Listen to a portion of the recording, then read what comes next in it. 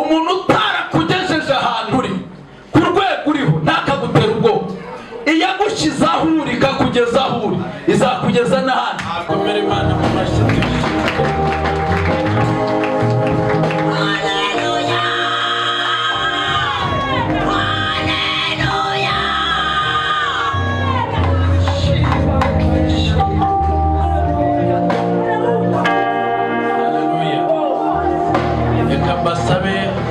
Mbere yuko ntangira kubwiriza, munyemerere, uyu ni umunsi mwiza Imana iduhaye wo kwitaramira. Nzanye ijambo rivuga ngo Dawidi anesha Abafilisitiya arabacogoza, kandi ni ijambo rigiye gukora ibintu bikomeye. Niba utanabizi wowe, Satani arabizi ko kamubayeho. Yesu ashimwe cyane. Uyu ni umunsi udasanzwe. Ubu turi mu kwezi kwa 11 umwaka wa 2021. Ni ukwezi kwabayeho mu myaka, natwe tukubamo muri iyo myaka, ariko twabaye mu bihe binyuranye bitandukanye, ariko Imana iduhaye ikindi gihe. Iki ni igihe cy'umugisha. Bababwiye ko kuwa gatatu tuzatangira amasengesho y'iminsi 3, azajya atangira saa 7 nyuma ya saa 6, no kuwa 4 no kuwa 5, iminsi 3 dusenga twiriza ubusa. Umuzaburi ba Kristo bene data. Amen. Tugereho kuvuga Imana. Mbere yuko nyivuga ngiye kubasaba ikintu kimwe. Nagira ngo dukomere Imana amashyi, tuyivugirize impundu, ibyo byonyine.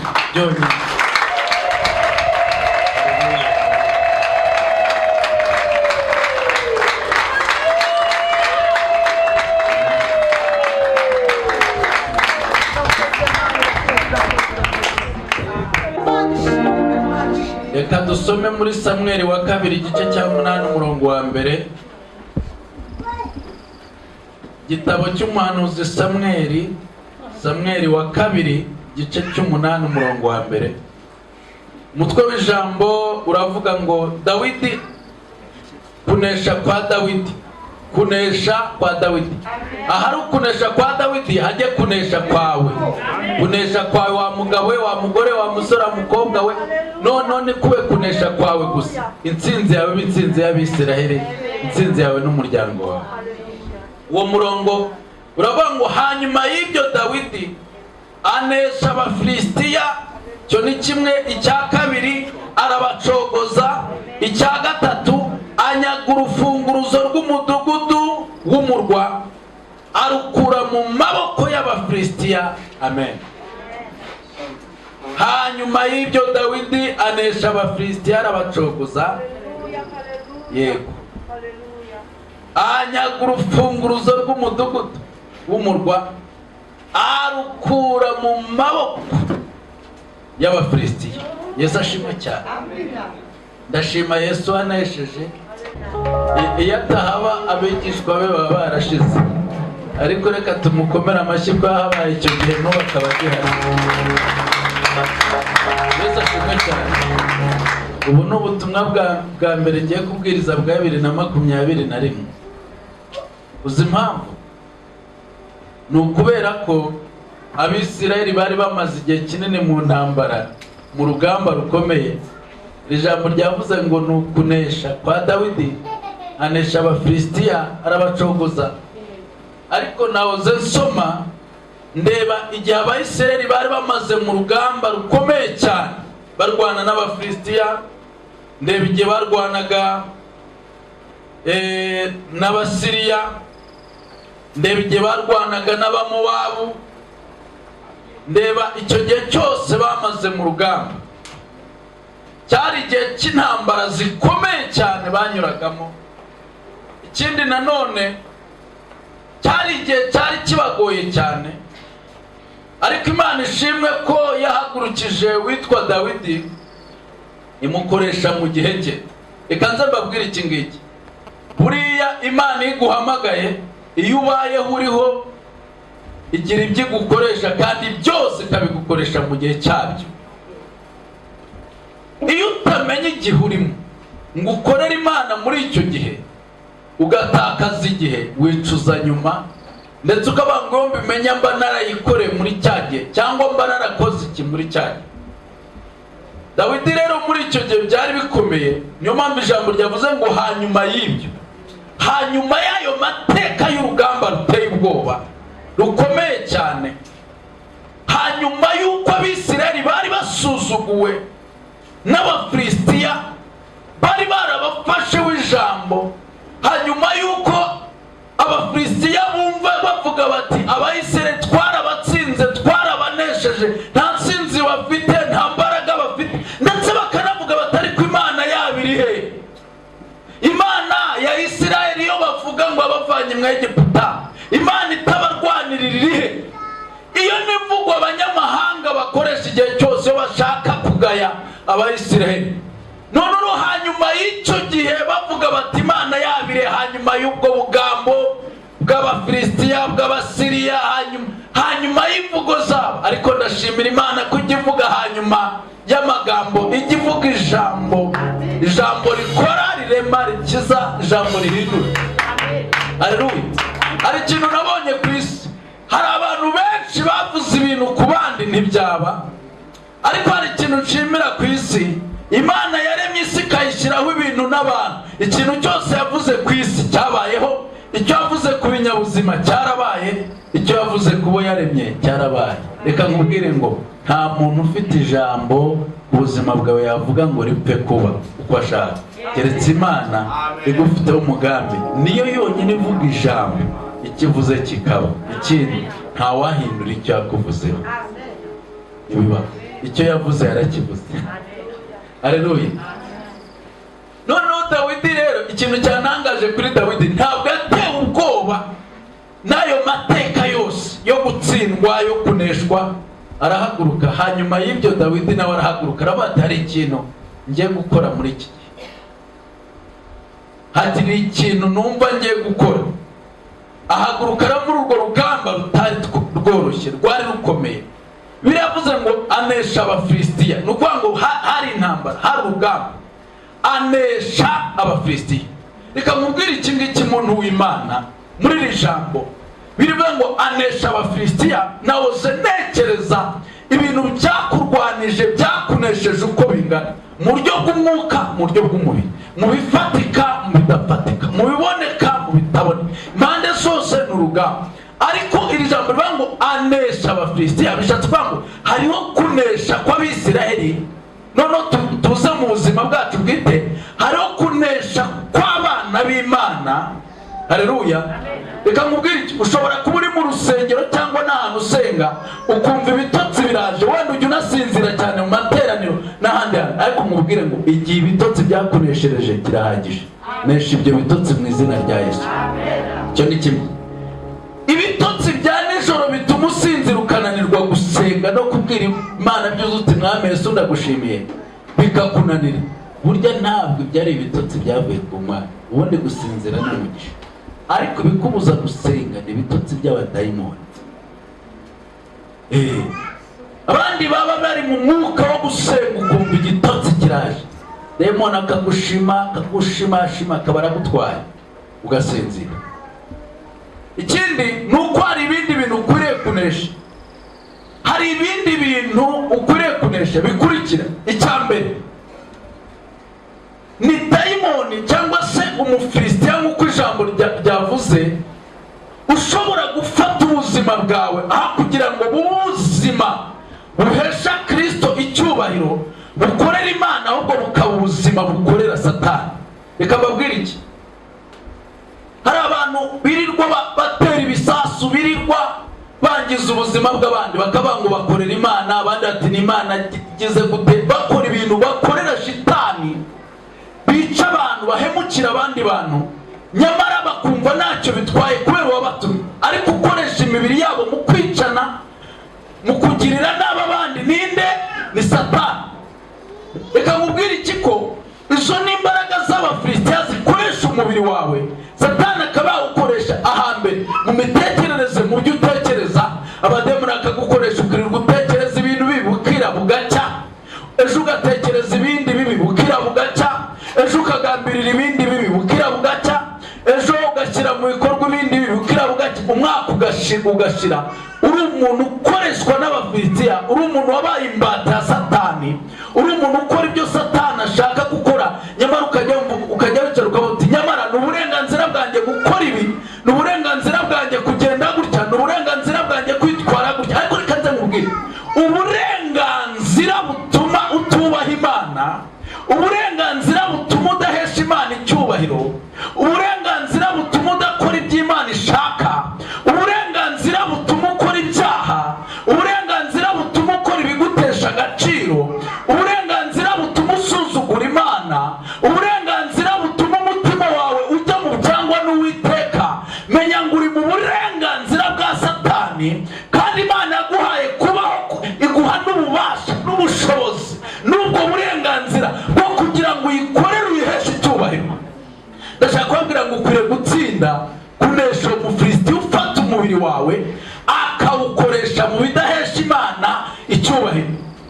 Icya kabiri nanone ni uburyo Umufilisitiya uretse n'umubiri wawe ashobora gufata inzozi zawe, imitekerereze yawe, gahunda zawe, uwo wibwiraga ko uzaba we, intego zawe. Niba bavuga uti njye numva nawe uyu, numva nakora ibi, akaza akazihagararaho. Sinzi niba mwari mwabona wenda igihe kimwe nk'umuntu yaparitse ahantu imodoka, noneho yayiparika ahantu umuntu wenda ufite nk'uburwayi bwo mu mutwe, akaza akayihagarara imbere cyangwa akayiryama imbere. Wowe ukayiza uvuga uti ngiye kwinjira mu modoka yanjye aho nayisize ndahazi nigendere. Wahagera wari uzi ko ugiye kwinjiramo ngo ugenda ugasanga umuntu wifite bwa burwayi yayiryamye imbere. Urakora iki? Icyo ukora cya mbere ni ugutekereza niba inyuma hari inzira, ngo urebe ko wasubira inyuma byibuze ugakomeza ukagenda. Inyuma yawe niba hari indi modoka ntibiri bukunde. Icyo utekereza cya kabiri ni uburyo umuntu witambitse imbere ikinyabiziga cyawe ari buhave kugira ngo ugende. Uraza kugerageza ukora ibishoboka byose, wenda wamukangura, wamubyutsa, wabwira uti wa muntu we wavuye hano nkagenda, aremera cyangwa yange. Ikiri ubeho ni iki? Icya mbere ni ukwagukereza mu cyerekezo wajyagamo muri gahunda wari ufite. Icyo ni cyo akora cya mbere. Reka nze mbabwire hano, ibi mbabwira ni ubuhanuzi. Hari abantu bari hano Satani yakereje, n'abadayimoni bakereje, ukaba ufite amasezerano ariko warahuye n'umwuka ugukereza nyine. Noneho icyo gukora ni iki? Hariho kwinginga, hariho kubwira uwo muntu uti va mbere y'imodoka yanjye nigendere, hariho kujya mukatsa ngo umukange, harimo kugira gute. Umunsi umwe nari ndi kumwe n'umuntu antwaye mu modoka, noneho tugera ahantu tuhasanga akavuyo k'abantu benshi. Naho uwo mushoferi sinamenye ko munsi y'intebe habamo inkoni agendana. Ariko ko abantu ba hano babaye bate? Nariko nikomeza uvuzeho niturebe biranga Mana mwiza. Noneho ngira ngo nyine arabikora nk'uko pasiteri avuze, akomeze kuvugiriza ihoni. Naho hari abantu b'abasore nyine bihuta, ibyakoze ntubikore. Yahise agira atya akaboko munsi y'intebe bakurema agakoni agacisha mu kirahure. Murumva ibyo yakoze? Agenda kubita abantu inzira, sarabati ngewe ati inkoni kugira ngo nyitware mu modoka byagenze gutya na gutya. Nuko fata umwanzuro wo kujya nyitwaza. Noneho icyo nashaka kuvuga, wenda ubwo yiciriye inzira we aratambuka. Nibyo byandi bajya ngo hari umudayimoni utirukanwa n'amasengesho, utirukanwa n'amasengesho. Ariko reka mbinginge ntihazagire uzakoresha inkoni ngo avuga ati uyu mudayimoni nta kindi cyamwirukana n'inkoni, ngo agire uwayikubita. Ibyo ni icyaha cy'urugomo kandi gihanwa n'amategeko. Muramenye, nimuzarwane muri Abakristo kandi musenga, ariko dufite ubutware bundi twakoresha mu izina rya Yesu. Haleluya. Birabango ntabwo turwara intambara zacu mu buryo bw'abantu. Ushobora kwirukana dayimoni ukavuga uti ndagutegetse mu izina rya Yesu Kristo, akagenda wabonanze kugenda ukitabaza inzego zibishinzwe z'umutekano zikagufasha zikamwirukana, ubwo abari bwirukanwe na polisi. N'ubu impamvu bamwe mwaryamye mugasinzira ntawateye urugi rwanyu, wasanga hari abantu yatinye kubera imyenda y'akazi yabonye bambaye, aravuga ati ningira icyo nkora barabarangirira nabi, atari nawe yatinyira ijoro. Ariko ikindi, hashobora kuba ari abamarayika b'Imana Imana yohereje kukurinda igihe wasenga, kuvuga uti Imana ubane nangira ijoro, ume kurara neza no kugubwa neza. Imana ikaba yohereje ingabo zayo zikakwambira ihema. Haleluya. Nari ndimo mbabwira ukuntu wowe uba ufite inzozi, buriya mu kintu kizagufasha niba ushaka no gutera imbere hari ahantu ushaka kugera. Fata inzozi zawe, uwo wifuza kuzaba we uzigire ihame. Ihame rirumvikana. Fata inzozi zawe, uwo wifuza kuzaba we uzigire ihame. Nihagira umuntu cyangwa ikintu kiza guhindura bya bindi, kiza guhindura rya yerekwa ryawe, ya vision yawe, utange ntukemerere. Kubera iki? Mu bintu Satani akorera abantu, umuntu wese uri mu rugendo icyambere amukorera muca intege, kumunaniza kugira ngo adasoza rwa rugendo. Umuntu wese ufite inzozi, mu bintu abadayimoni bakora, araza akakurwanya, wapanga uti njye ngomba gucuruza nkava nkagera, akavuga ati ariko kugira ngo atagera ndateze, bakazanamo ibintu akavangavanga. Wavuga uti jyewe ndifuza kuzaba umugabo, nzubaka urugo, nzashaka, nzakora ubukwe gutya na gutya, akaza akakuvangira kugira ngo yice gahunda yawe. Waba uri umukobwa uvuga uti jyewe ndifuza kugira, waba wiga wifite inzozi zawe uti genda shaka kwiga nzabuye, wagera imbere Satani akaza akakuvangira. Ariko reka nze nkubwire, hagarara ku nzozi zawe. Hagarara kuyerekwa ufite ku mushinga wawe, wumve ko nta mpamvu n'imwe yatuma uhindura icyerekezo. Kunesha kwawe rero, mu bintu ugomba kunesha bikomeye by'ingenzi, nesha imbaraga zivangira icyerekezo cyawe, zishaka kuvangira umugisha wawe, zishaka kuvangira ejo hawe hazaza. Zinesha. Kandi iki ngiki mubwira, nutanesha ibikurwanya bizakunesha. Ubu ushobora kubyumva ukumva ari ikintu cyoroshye. Umviriza, nutanesha aduyi ikurwanya, ibikuza amahoro, ibituma udasinzira, ibikuza gusenga, ibikuza kugubwa neza, bya bindi byose nutabinesha, ibirwanya iterambere ryawe, nudahaguruka ngo ubirwanye mu izina rya Yesu bitsinde, bizakunesha. Ushobora kuba utabyumva uyu mwanya ngo usenge wambara imbaraga uzabineshe, ukazabyumva urugamba rukomeye ubona ugiye gutsinda, ukavuga ariko hari igihe kimwe nigeze niga ijambo rivuga ngo Dawidi anesha Abafilisitiya, nanjye nkeneye kunesha ibi bintu. Nyamara uyu ni umwanya Imana ishaka kuguha imbaraga zo kunesha biriya byose n'urugamba rutarakugeraho. Haleluya. Yesu ashimwe cyane. Iri jambo urimo kumva rishobora kuba amakuru Imana iguhaye, rishobora kuba amakuru Imana iguhaye kugira ngo utsinde ibyari kuzakurwanya mu kwezi kwa 12, ubitsinde mu kwa 11. Kubera iki? Ubu urimo wumvira ijambo aho wicaye, aho uhagaze, aho uri, ukaba wumvira ijambo muri aka kanya. Ubu aka kanya urimo uryumvamo, uramutse umenye ngo inzira ndi bucemo njya aha n'aha harimo ikibazo iki n'iki gituma ntashobora kwicamo, wenda tuvuge ari Burayi cyangwa muri Amerika, ushobora kumenya uti harimo neje, none kubera urubura rwuzuye mu muhanda nta nzira ihari, ugatekereza ngo sindi buve mu rugo cyangwa se ndaca ahandi hantu kubera uko bimeze. Ushobora kuba uzi ngo niva mu rugo nisohoka umuhanda ndi bucemo, nyamara urafunze, hari impamvu zabaye, imvura yaguye, wenda harimo ibyondo, haguyemo ikinyabiziga runaka, byagenze gutya na gutya, none reka mpindure inzira. Ariko kubera ko wamenya amakuru ukiri mu rugo, reka mbabwire iki, ko Imana iduha amakuru y'ibyo Satani yashakaga kuzakora ejo kugira ngo tubiburizemo. Imana iduha amakuru y'imishinga n'imigambi Satani adufiteho, tukabimenya hakiri kare, twarangiza tukabitesha agaciro, tukabiburizamo mu mbaraga z'Imana twahawe no mu bubasha n'ubushobozi dufite bubonerwa muri Kristo. Haleluya. Niba Satani afite umushinga wo kugutesha agaciro, uyu munsi senga utesha agaciro imbaraga zose z'umwanzi zishaka kugutesha iki? Agaciro. Nusenga ubwire dayimoni ushaka kunesha agaciro, ushaka gutesha agaciro amashuri yanjye, diporome yanjye, ubumenyi nize, umuryango wanjye, ubuzima bwanjye, dayimoni ushaka kunesha agaciro, ndakwirukanye mu izina rya Yesu. Ndi umuntu w'agaciro, nzahora ndi uw'agaciro, nzarinda nsaza ndi uw'agaciro. Mfite agaciro Imana yampaye, dayimoni ntabwo wakanyambura. Niba hari n'umuntu ushaka kugutesha agaciro, irukana iyo myuka. Abantu bashaka kunesha agaciro, mbatesheje agaciro mu izina rya Yesu. Reka nzi ikindi mbabwire, ntawe ukwiriye gukomeretswa n'uko hari abantu bamwimye agaciro cyangwa bamutesheje agaciro.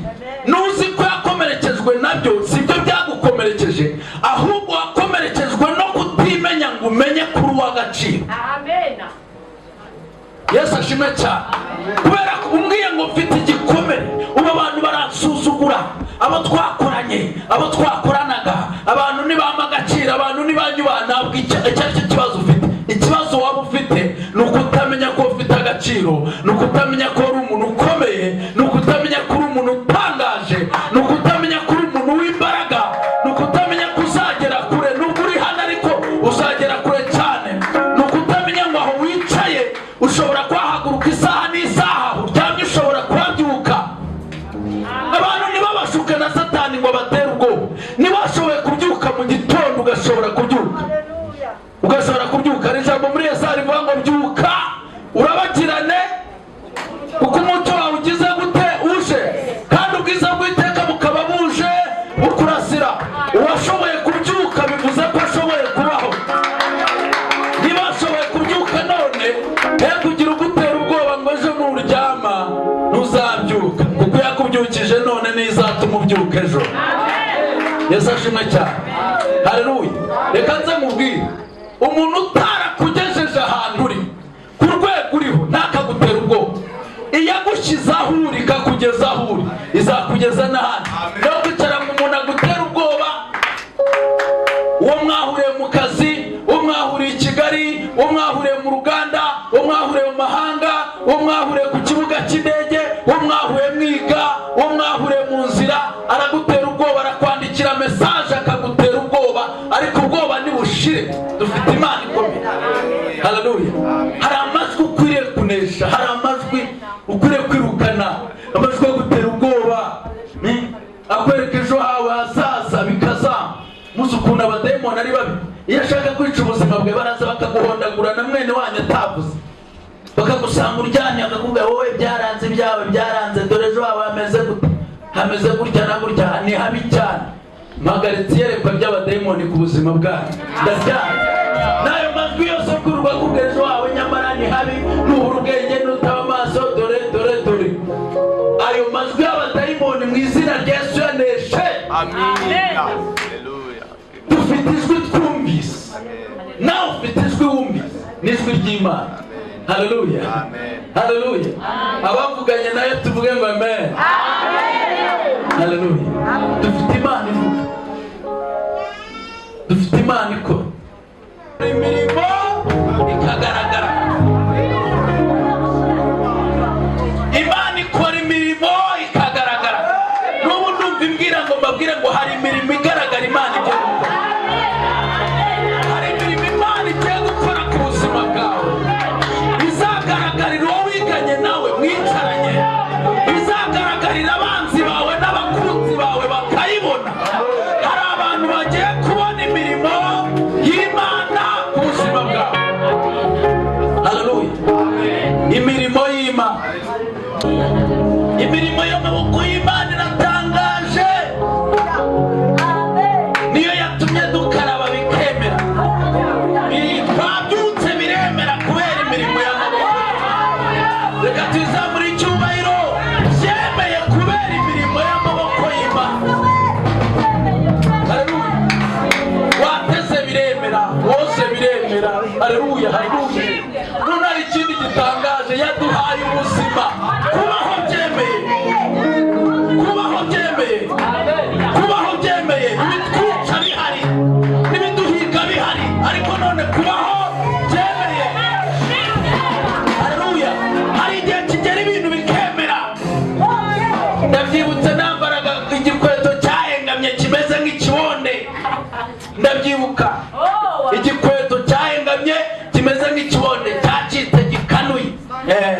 kinjiramo amazi, kinjiramo ibyondo.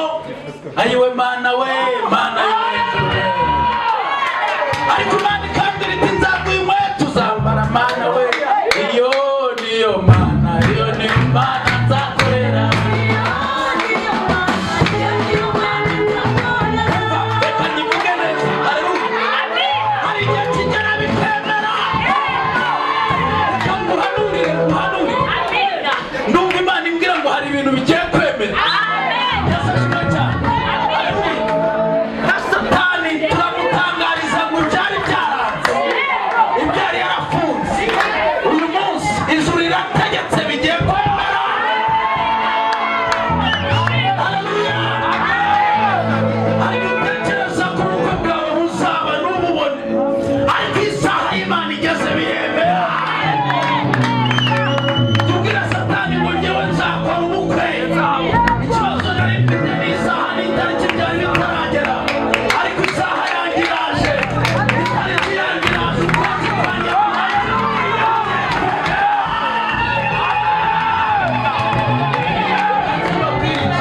ntabwo dusaba inkunga Satani n'abademoni birirwa baducunaguza.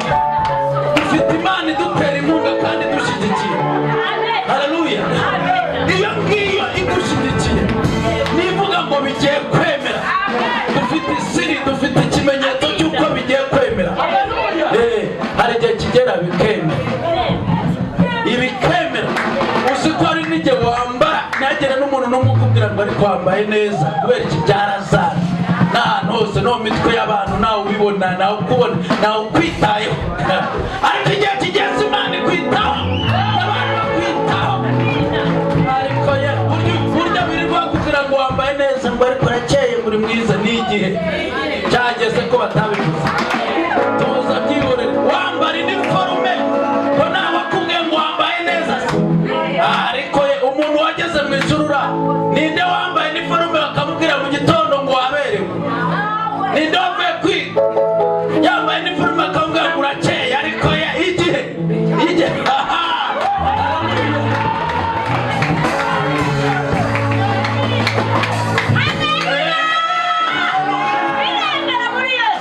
ariko Imana igukuye mu ikabutura nk'iyo yankuyemo, imaze kwemera ati wambaye neza. Ikuvanye mu gakanzu, ikuvanye mu ngutiya, ikuvanye muri teni, byamaze kwemera.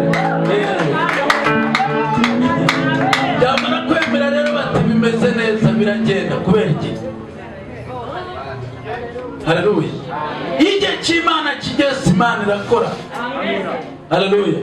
Imana irakora. Hari igihe uba mu gasonzo ukabura ibyo urya, ukabura ibyo kurya, ukaba uhangayitse. Ejo nzarya iki? Ejo bizagenda bite? Ejo nijoro ndarya iki? Ukaba uhangayitse. Ariko igihe cyageze, Imana iguha ibyo kurya, irakugaburira. Haleluya. Ibyo kurya bikaza, ibyo kurya bikaza, ukabibona, Imana ikakugaburira. Igihe kigeze cyo kukwambika, Imana irakwambika. Hari igihe mbyuka ku cyumweru, nk'ubu nabyuka nkaza ngo ndambara ikira. Ayiwe, kubera ko mfite ishati irenze imwe, ndibaza icyo nambara. Wagera kuri kositimu ngo ariko ngo ndambara ikira, ngo harya ubushize nambaye iki. Noneho twe kubera kwambara ikote buri munsi, ntumenya n'iryo wambaye ubushize. Ntabyo ubimenye, uravuga uti ndambara icyo ngezeho, ubwo nibyo nigendera. Ariko wibaze ngo cya gihe nta kote, ari kote rimwe, ni iniforume nyine. Ikote rimwe rimeze nk'aya kanzu ya padiri nyine, ni misa, ni ibyo, ni ya kanzu ari buze yambaye y'igitare, nta kindi. Ariko Mana we, ndashima umusaraba, ndashima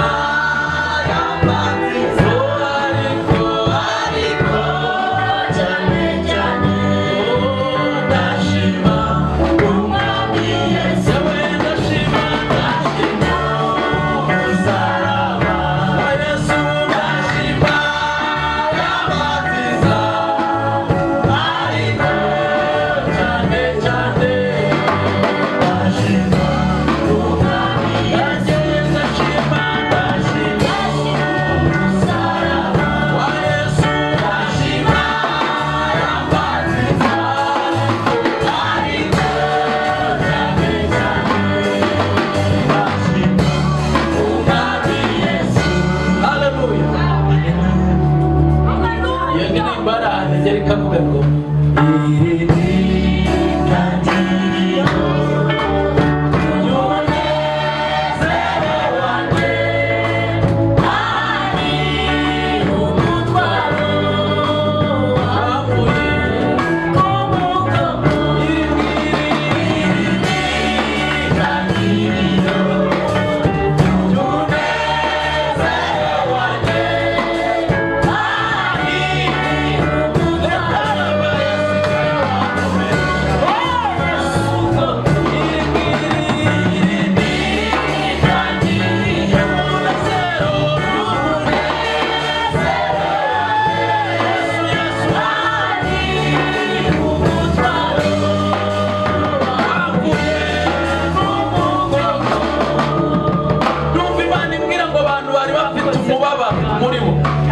uyu munsi ugiye kubitangira ry'umunezero wawe.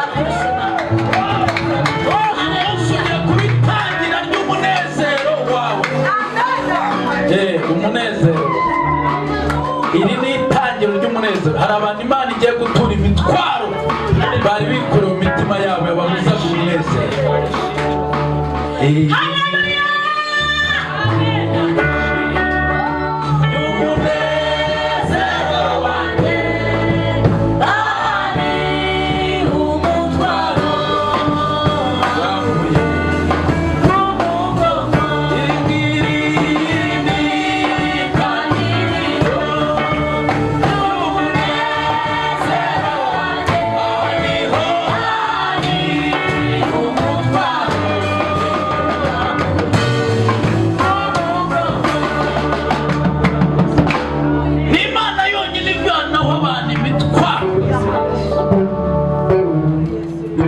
ikawugukuraho ku mugongo wawe.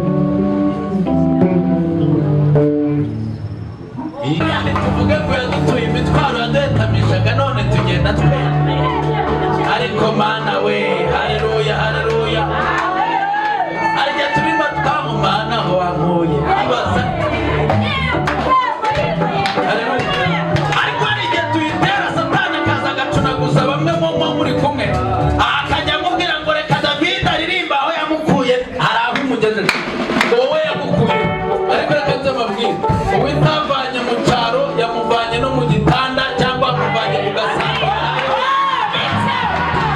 Ariko amabwo yo kumvira dayimoni, nawe hari aho yagukuye. Cyagihe ubona nijoro usuryamye, ninde wakuvaye uvuga?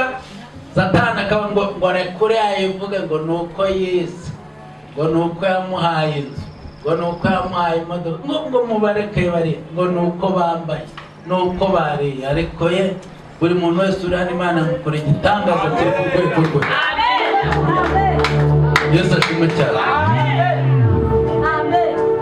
Ubu hari icyo Imana yakoreye umukire, firigo ikaba yuzuye inkoko n'ihene n'ingurube n'amafi n'ibimazemo icyumweru n'ibigize gute. Hari n'icyo Imana yakoreye umukene, akaba afite amverope irimo amakara ya desa.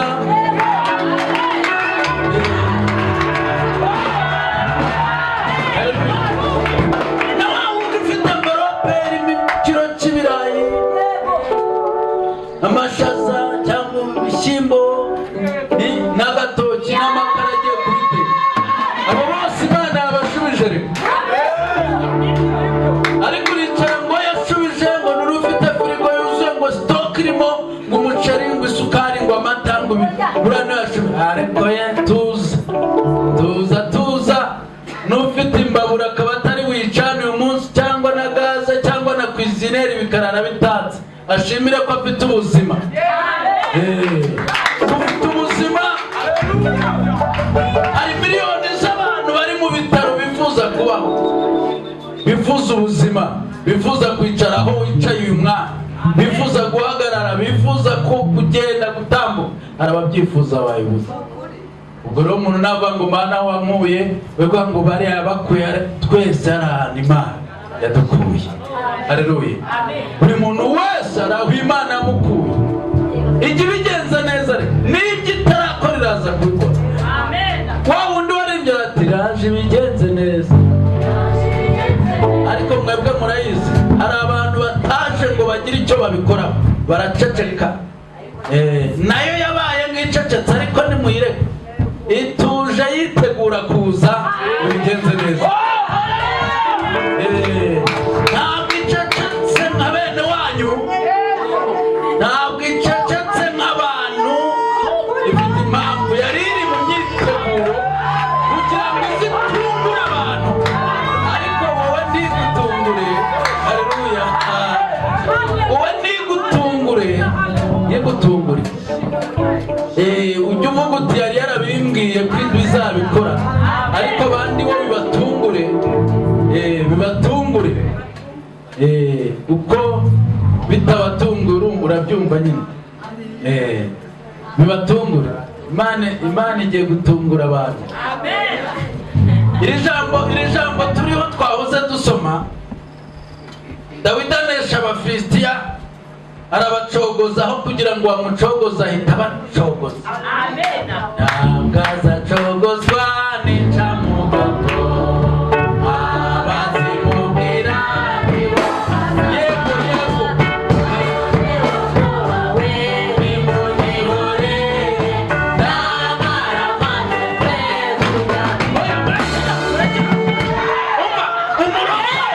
umurokore ntabwo azacogozwa n'incamugongo, abazimubwira nibo bazagira guteza bazagwa. Vuga ngo baraguye. Yawe baraguye. Ariko mu bikimwe hari abantu bagiye kugwa, kandi mwebwe murakina n'ibintu. Ninde wababwiye ngo bacogoze abantu? Ninde wababwiye ngo bavuge ayo magambo? Ninde wabibabwiye? Ninde wabatumye? Ninde wabatumye? Abazimubwira nibo bazagwa. Ubwo ndabyibutse disi, ndabyibutse nanjye hari igihe nakijijwe nigira mu mwuka wera, nizurira umwuka wera, ndabwiriza ndahanu bati Davidi uriya bati muzaba murebeje azaba yaguye yiwe. Bamwe mu babivuze ubu ni abakecuru, abandi ni abasaza, abandi disi baraguye, ariko muzi ko ibintu by'Imana biseriye. Nimubona abantu bagwa ntimuzagire. Ariko Pawulo we yabivuze neza, aravuga ngo yewe umuntu uhagaze we ngo wirinde utagira gutera. Ariko yewe wavuze amagambo yewe aca abandi intege, wowe uzagwa. Ariko Imana igufashe n'ubwo. Abazimubwira n'abazagira gutera. Ariko uguze umuntu uguca intege mwabanza, aho gutera kuraje ngo akubwira ati bizemera bizakunda, akaguca intege. Kandi ubwo ndavuga ngo bazagwa mukagira ngo n'umupasiteri n'umuvugabutumwa n'umuhanuzi n'umuririmbyi n'uwari umukristo wari uhagaze waciye abandi intege azagwa.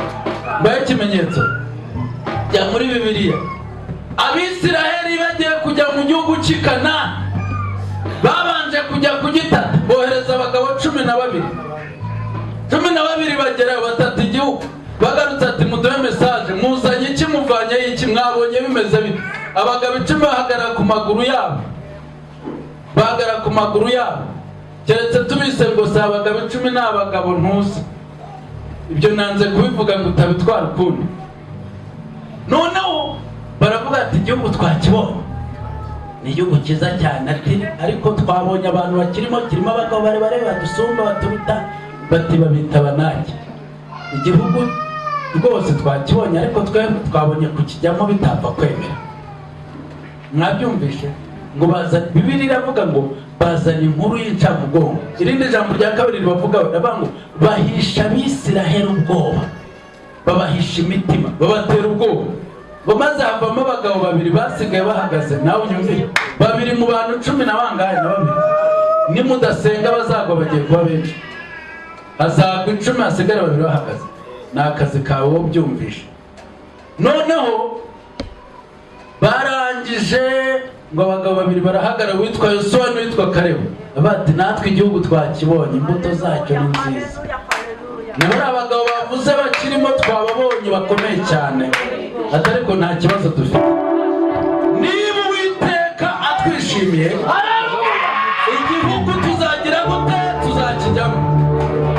Abanaki bo twabonye bariya ntacyo badutwaye, tuzabarya nk'abarya umutsima. Abakunda ubugari muvuge ngo amen. muzi ukuntu bamira ubugari ni uwo mwanya. Ubundi ibintu bidatinda mu kanwa k'umuntu ni amazi, ni icyayi n'ubugari. Ibyo kurya ni ikintu kimwe, ni ubugari. Niyo mpamvu bavuze iryo jambo. Ubwo bavuga ngo ibirayi ni uguhekenya ifiriti, ngo inkoko, ngo iki, byari kuzatinda, ariko baravuga ati ni ubugari, tuzabarya nk'abarya umutsima. Yewe Mana we, hari umuntu wese ushaka umutsima, ariko Imana igufasha ku cyumweru uzaba wawuriye. Abo bagabo babiri bavuze bati tuzabarya nk'abarya umutsima, abo nibo bakomeje urugendo, baragenda mpaka n'i Kanani. Bageze Imana avuga iti iki gihugu ndakibahaye, mugiye no kugihindura, mugihindure, mugituremo, kibe gakondo yanyu. Reka rero mbabwire ibi bintu mwabantu b'Imana mwe, iyo Imana iguhagurukije, iguhamagara, irinde gukebakeba, irinde ibindi bintu. Ibaze nawe abantu batumwe, bahawe misiyo, ariko basoje nabi, igihugu batakigezemo. Hari ikintu gikomeye kindi abantu barwana nacyo. Bureka nze mubwire, uko ubona ibintu n'uko ubifata, nibitagukiza bizakwica. Uko ubona ibintu, ab'icumi bishwe n'uko babibonye, bishwe n'uko babifashe muri bo. Abo babiri bakijijwe n'uko babibonye, bakizwa n'uko babifashe. Barabibonye ariko ntibabifata nk'ibiteye ubwoba.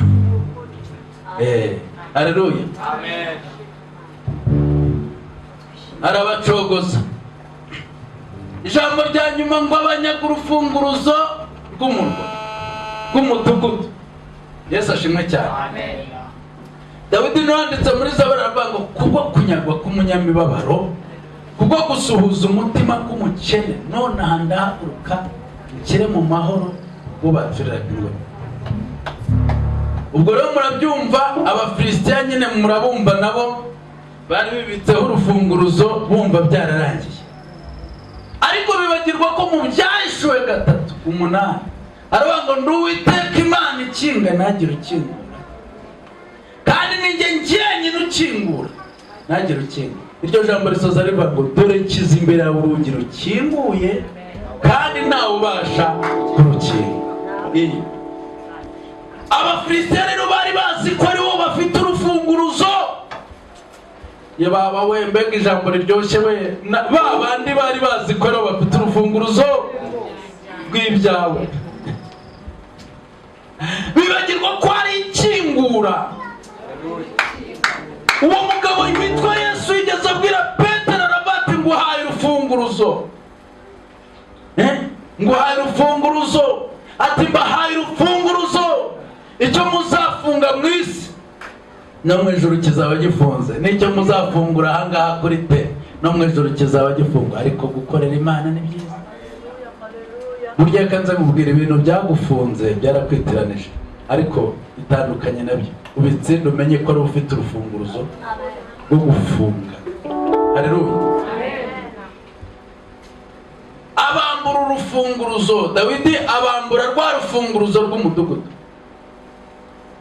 Imana igiye kugarura urufunguruzo rw'umugisha wawe. Imana igiye kugarura urufunguruzo wanyazwe rw'ibyawe, kugira ngo winjire mu mudugudu, winjire mu mugisha wawe, winjire mu nzozi zawe, winjire mu masezerano yawe. Nuko Imana igarura urufunguruzo Abafilisitiya bari barakunyaze. Ibyo wanyazwe byose hari Imana igiye kubigarura, iguhe n'indishyi z'akababaro, kugira ngo utazarangwa ngo nari narahombiye ibi, nari narahombiye. Wibere mu mateka meza gusa, buti disi na bya bindi nari narabibuze, ariko ndashimira Imana ko yangaruye iby'inzige n'ubuzikira byari byariye. Imana nibigarura, kandi igiye kubigarura mu izina rya Yesu. Imana icogoza ibikurwanya byose, kandi iguhe kubinesha, iguhe kubitsinda. Kandi umenye ngo muri Kristo no hari ubutware, imbaraga n'ubushobozi, no hari urufunguruzo rw'ibyawe byose. Ibyo byose Imana igiye kubikora. Arabangwa arimo arangamura ngo arankurura ngo aca intege ngo arangusha, naho nta kindi ni iki? Nta mavuta. wari wafata ikintu gifite amavuta cyangwa umuntu ariho amavuta ngo umukurure, uranyerera, wamukuruza iki se? Kubera ko kuri we hariho iki? Ntabwo mukeneye imbaraga, mukeneye ayiwe, maze n'imbaraga mwari mufite zirimo zirashira kubera ko nta mavuta. Imana iguha iki? Amavuta. N'ukuri ko amavuta. Umusore nakunyerera wasanga ufite iki? Umugabo naza asanga ufite, umugore naza asanga ufite. Ayiwe Mana we, zamura ibiganza byawe ngo Mana ngusabye amavuta. Yego, dukeneye amavuta. Reka nzababwira iki, njyewe nyifiteho ubunararibonye. Iyo uhanuye nta mavuta, iyo uririmbye nta mavuta, n'ubukristo bw'iki gihe nta mavuta, ntabwo byoroshye. Ariko ndumva tuzayasengera mu minsi 3, byibuze n'abavugabutumwa baraha muzadufashe mu bisengere imbere, noneho munabitekerezeho neza ku buryo Imana izasiga abantu amavuta. Yesu ashimwe cyane. Ntabwo ari ukuza gusaba imbaraga maze nizijya mu mujyi murazifite, ahubwo mukeneye amavuta. Nimuhaguruke n'abicaye dusenge. Turagushimiye Imana ko wabanye natwe, tugushimiye ibihe byiza waduhaye muri aya materaniro, turagushimira kuko wavuganye natwe. Izina ryawe nirihabwe icyubahiro. Umugisha abantu bose bageze hano muri aya materaniro y'uyu munsi, ubaho umugisha imiryango yabo, umugisha iri torero, umugisha igihugu cyacu. Urakoze kumvise gusenga kwacu, byose bisabye mu izina ry'Imana Data n'Umwana n'Umwuka Wera, amen. Mugire icyumweru cyiza, mukomeze mubane n'amahoro ya Kristo.